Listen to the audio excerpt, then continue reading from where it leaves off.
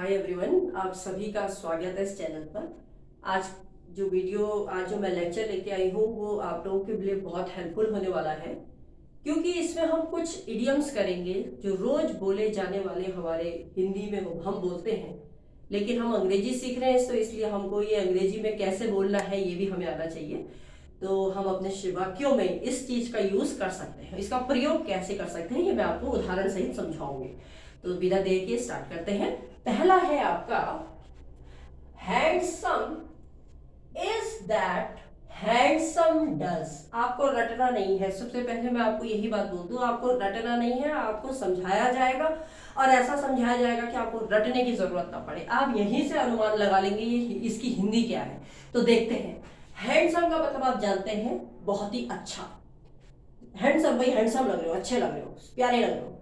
Handsome is that handsome does, मतलब handsome अच्छा वही है, इज वही है, दैट जो हैंडसम करता है, डज मतलब करना, तो अच्छा वही है जो अच्छा कार्य करता है। समझ में आ गया होगा आपको।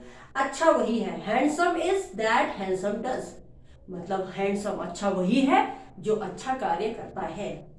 कहने का मतलब यह है आप अच्छा कार्य करो तो आपके साथ अच्छा ही होगा। एक्चुअली आई वॉज चेकिंग ये ऑन है या नहीं है माइक। ओके, तो हैंडसम वही है जो हैंडसम मतलब जो अच्छा कार्य करे। आप अच्छा कार्य करो, आपके साथ सब अच्छा ही होगा, आप अच्छे ही कहलाओगे। बुरे कर्म करोगे तो बुरे कहलाओगे। समझ में आ गया। दूसरा है example is better than precept. उदाहरण, एग्जाम्पल को हम हिंदी में बोलते हैं उदाहरण। एक्चुअली ये बोर्ड में दिखेगा नहीं स्क्रीन पे, तो इसलिए मैं लिख नहीं सकती, मैं आपको सिर्फ समझा सकती हूँ। यहाँ पर एग्जाम्पल का मतलब होता है उदाहरण। उदाहरण इज बेटर, एग्जाम्पल देना अच्छा है, बजाय, देन को हम बोल देते हैं हिंदी में बजाय। प्रेसेप्ट, प्रेसेप्ट का मतलब होता है किसी चीज को अपने आप मतलब किसी चीज को देखना। तो कहने का मतलब है एग्जाम्पल इज बेटर देन प्रेसेप्ट। उपदेश मतलब किसी को तुम चाहोगे तुम ये करो, उससे अच्छा है कि उपदेश देने से स्वयं किसी को उपदेश दो, उससे अच्छा है कि तुम स्वयं उसको क्या करो, उस उपदेशों पर चलो। प्रेसेप्ट का मतलब यही होता है कि उस चीज को आप प्राप्त करो। जैसे मैं बोलती हूँ, या हम एग्जाम्पल मैं अपने से ही ले लेती हूँ। जैसे मैंने आपको कहा अंग्रेजी सीखना बहुत आसान है, आप अंग्रेजी बहुत अच्छी तरीके से सीख जाओगे, ये दावा है। तो ये मैं उदाहरण तभी दे सकती हूँ जब मैंने उस चीज को किया हो, उस चीज को मैंने अपने आप अंदर उस चीज को फॉलो किया है, तब मैं अपना उदाहरण मतलब अपने आप को स्वयं रख के मैं ये बोल सकती हूँ कि हाँ भाई ये तुम कर सकते हो। या हमने देखा है बहुत से लोग हैं जो हर किसी को कोई ना कोई उपदेश देते रहते हैं, अरे तुम्हें ऐसा नहीं करना चाहिए, तुम्हें ऐसा कर लेना चाहिए। बहुत सारे उपदेश होते हैं, अरे तुम्हें वहां नहीं जाना था, तुम्हें ऐसा नहीं करना था। तो दूसरों को उपदेश देने से अच्छा है कि खुद स्वयं उन उद्देश्यों का क्या करो, पालन करो।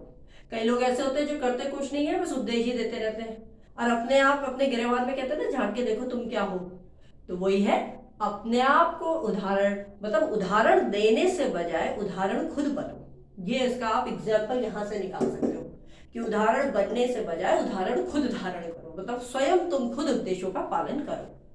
आई होप आपको ये वर्ड समझ में आ गया, आप भूलेंगे नहीं। पहला handsome is not, handsome is that handsome does. दूसरा अच्छा वही जो अच्छा करता है। एग्जाम्पल इज बेटर देन प्रेसेप्ट, उदाहरण मतलब उपदेश देने के बजाय स्वयं उपदेशों का पालन करो। नेक्स्ट है it takes to make a row. दो समझ लो, दो संख्या है यहाँ पर, संख्या। इट टेक्स टू, दो की जरूरत पड़ती है। मेक अ रो मतलब अगर आपको लाइन भी बनानी है, अब मैं अकेले खड़ी हूं तो लाइन तो नहीं बनेगी, आई एम अलोन। मेरे को लाइन अगर बनानी है तो एक जना और चाहिए। तो इसीलिए कहा है कि अगर रो भी हमें बनानी होती है, लाइन भी बनानी होती है, तो हमें दो लोगों की जरूरत पड़ती है।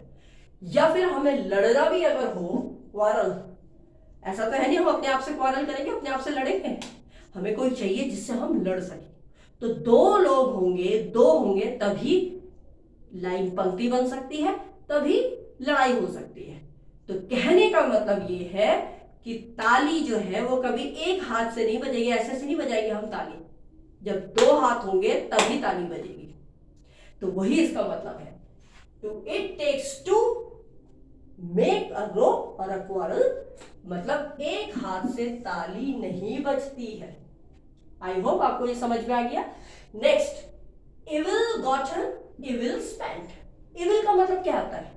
इविल पाप, गलत तरीके से, गलत किया हुआ काम, उसे हम बोलते हैं पाप। सिन भी कह देते हैं हम उसको, इविल को हम सिन भी कह देते हैं, SIN, सिन।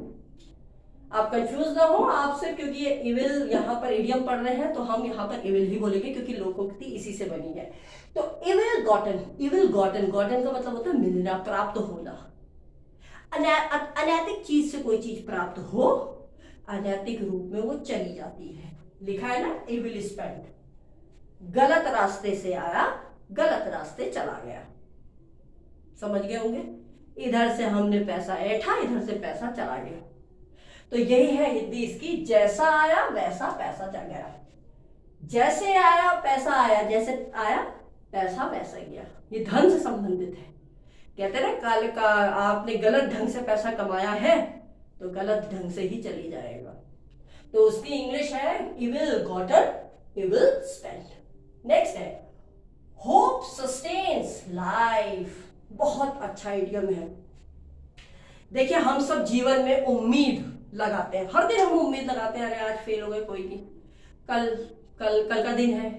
जब तक हमारी जिंदगी है तब तक हम रोज उम्मीद पालते हैं। वो कह रहा है ना, होप सस्टेन्स, होप तभी आगे बढ़, तब तक रहता है, उम्मीद तब तक रहती है जब तक जीवन होता है। आई होप आपको समझ में आ गया इसका मुहावरे का अर्थ। जब तक सांस तब तक आस, मतलब जब तक हमारा जीवन है आस हमें तब तक रहेगी। तो वही है, होप सस्टेन्स लाइफ, जब तक सांस तब तक आस। आई होप आपको ये सारे इडियम्स जरूर से याद हो गए होंगे। और अगर आपको ये वीडियो अच्छी लगी, हेल्पफुल लगी, और आप प्लीज कमेंट सेक्शन में जरूर लिख के दीजिएगा, जिससे मुझे भी पता चले, हमें भी अपना फीडबैक पता चले कि हम जो आपको देना चाहते हैं आप उसको कितना हद तक उसको समझ पा रहे हैं और आपको कितना अच्छा लग रहा है। ये भी एक बात है, हम भी आपके हिसाब से ही चलेंगे, आपको जो चाहिए हम वही बनाएंगे, उसी मैटर पे वीडियो बनाएंगे, आपको जो अच्छा लगता है और जो आपको सीखना है।